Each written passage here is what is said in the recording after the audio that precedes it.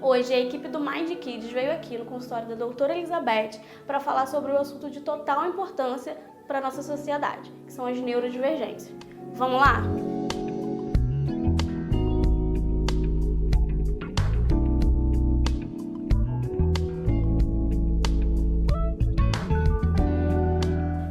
Me chamo Elizabeth, sou psicóloga, psicopedagoga, neuropsicóloga, ludoterapeuta, analista comportamental e terapeuta ABA. Elizabeth, obrigada pela participação, no nosso projeto. É muito importante que você tenha aceitado participar. E a gente vai iniciar com o TDAH, tá? E a primeira pergunta é: quais são os principais sintomas do TDAH, né? E essa patologia, existe em níveis, né? Quais são os níveis? O TDAH tem inúmeros sintomas, né? Mas eu vou elencar os principais, que é a falta de atenção, falta de concentração, hiperatividade, a impulsividade, a raiva, perda de objeto constante, não conseguir ficar parado, evita tarefas que requer muito esforço mental. A pessoa, ela nasce com TDAH ou ela desenvolve durante a vida? Não, o TDAH é um transtorno hereditário, tá? Então, a criança que vem a ter TDAH, com certeza é o pai ou a mãe tem essa questão do transtorno também presente, tá? Ou dentro da família, é um transtorno hereditário. Quais são os impactos na vida de uma pessoa que ela não fechou o diagnóstico enquanto criança? Então, quando essa criança não tem um acompanhamento devido desse transtorno, ela se torna uma adolescente que vai ter problemas de interação social, na comunicação, como na escola vai ser um adolescente que vai se envolver em brigas, tá? Vai ter impulsividade, vai ter hiperatividade, não vai parar quieto em sala de aula, vai ser o que vai ter problemas de aprendizagem, porque por falta de atenção e concentração não vai não vai conseguir se concentrar para estudar, para memorizar. Vai ser um adulto que vai ter falta de paciência, vai ter questões que ele vai ser um adulto, pode vir se tornar um adulto agressivo, por esse falta de autocontrole, que ele não sabe lidar com isso, não sabe que ele teve o diagnóstico, ele pode desenvolver esses sintomas. Outra coisa, Amanda, que a gente até mencionou lá na primeira questão, o TDAH ele tem 3 tipos, tá? Sim. O TDAH impulsivo e hiperativo, tem um TDAH desatento, onde a predominância é desatenção, e tem um TDAH combinado ou misto, que ele tem a hiperatividade, a impulsividade e a desatenção. O TDAH tem cura? Não, o TDAH não tem cura porque ele não é uma doença, ele é um transtorno. Então, o TDAH ele tem que ser acompanhado, ele tem que sofrer intervenção. Então, por isso que por ele não ser uma doença, ele não tem cura. Ele tem que receber o tratamento adequado, através da psicoterapia e muitas vezes da medicação também, que envolve junto, que é através de um psiquiatra ou neurologista.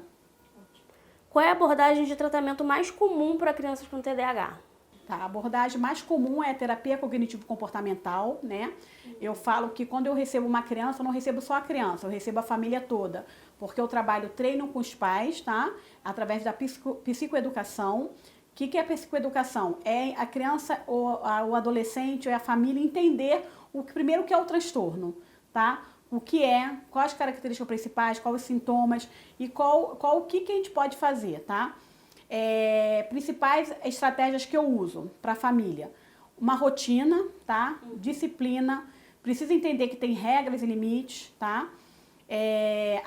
Na escola, a professora precisa fazer um manejo dessa criança de forma adequada, tipo, sabendo que essa criança, ela vai se mexer em sala de aula, ela vai precisar se levantar um pouco, de vez em quando, de 1 em 1 hora, ir lá no pátio da escola, dar uma volta, seja encher uma garrafinha, seja fazer apontar o lápis, tá? E na família a mesma coisa, eu gosto muito de usar o quadro de rotina, para essa criança ter uma rotina, entendeu? E ajudar nas tarefas de casa também ajuda muito, e mais importante ainda, uma atividade física. Eu até brinco com os pais, quando os pais chegam aqui no consultório, eles falam: que meu filho é mal educado, é desatento, é preguiçoso, não gosta de fazer aquilo, é relaxado. Aí eu brinco com os pais e falo: me fala um elogio para o seu filho. Mas que elogio, Beth? Que não me obedece, é desobediente, é desorganizado. Aí eles brincam comigo. Você fala que ele não consegue ficar parado mais do que 5 a 20 minutos numa atividade. Mas como é que jogos eles ficam 1 hora, 2 horas? Por causa do hiperfoco, da área de interesse. Então, quando ele tem o hiperfoco, a área de interesse, ele vai ficar com certeza mais tempo focada naquilo. Agora, as outras atividades não. ele perde o interesse muito rápido. Por isso que para crianças, adultos, adolescentes com TDAH, eu falo que eu faço fragmentado. São atividades curtas, tarefas curtas com dinâmicas, né, que prenda a atenção deles para eles poderem se desenvolver aos poucos e não tornar aquilo maçante. Qual a faixa etária em que a criança ela pode mostrar os primeiros sinais de necessidade pela busca por um diagnóstico? Os pais, geralmente, em relação ao TDAH, eles costumam perceber os sintomas a partir dos 2 anos de idade, tá? Mas, geralmente, os laudos, os médicos costumam a dar o laudo do TDAH vai depender muito da avaliação, tanto do psicólogo como do psiquiatra ou neurologista, tá?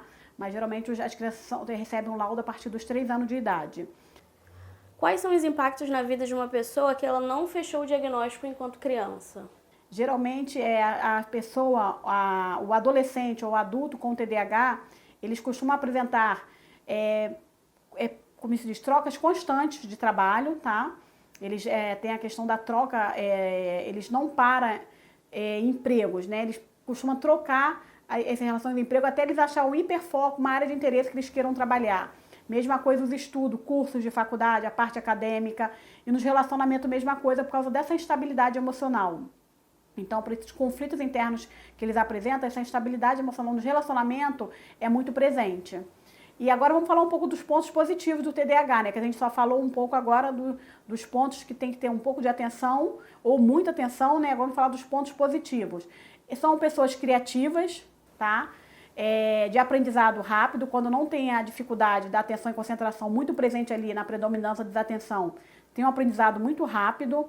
Eles costumam ser bastante comunicativos, tem muitas vezes a questão do humor, né?